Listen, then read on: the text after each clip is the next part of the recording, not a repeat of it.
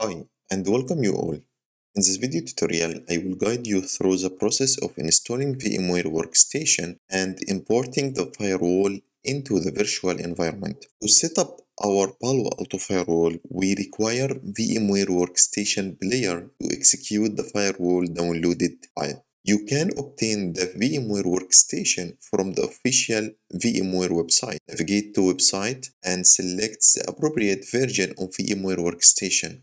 Workstation 17 Pro for Windows, Workstation for Linux, or Fusion for Mac if you have a Mac device. Then click on the Download Now hyperlink. Once the file has finished downloading, navigate to its location and initiate the installation process by clicking on it. Follow the standard application installation procedure to install the VMware Workstation Pro. After the installation is complete, search for VMware Workstation Pro and either apply your license if you have one or skip for trial version if you don't have a license key. Before proceeding with any action in VMware Workstation, let me explain a few things. When the workstation is installed, it creates two network adapters, NAT and host only. The NAT adapter allows the card to be NATed to the home or connected internet, enabling access to public servers on the internet. On the other hand, the host-only adapter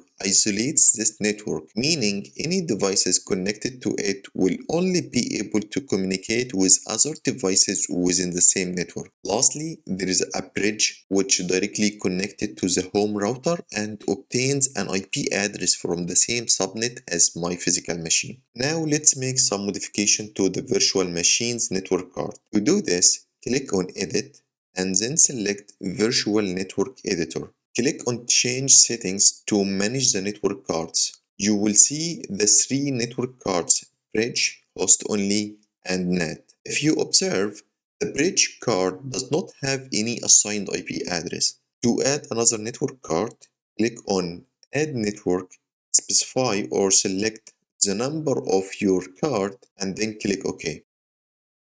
Make the necessary modifications to the IP address for ease of use. Click on Apply to implement the changes and click OK to close the window. Now it's time to import the firewall image into VMware Workstation. Click on File and select Open. Locate the firewall image and either click Open or double-click on it. Provide a name for the firewall such as, like in my case, Palo Alto Firewall 11, and choose the location where you want to save the firewall files. Once you have named and specified the save location, click Import to import the image into VMware Workstation. The process will take a minute or two for the image to be ready for use. After the firewall has been successfully imported into your VMware Workstation, let's explore and make some modifications to the firewall image settings. To do this, click on Edit Virtual Machine Settings, which will open the setting window. First, let's increase the firewall RAM to 8 GB.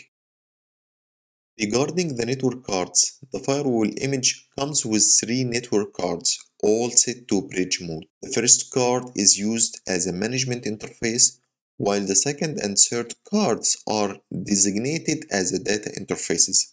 You can assume that the second card corresponds to LAN 0 and the third card corresponds to LAN 1.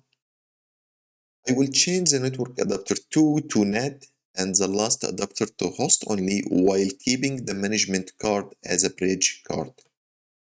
That concludes today's video. See you in the next one.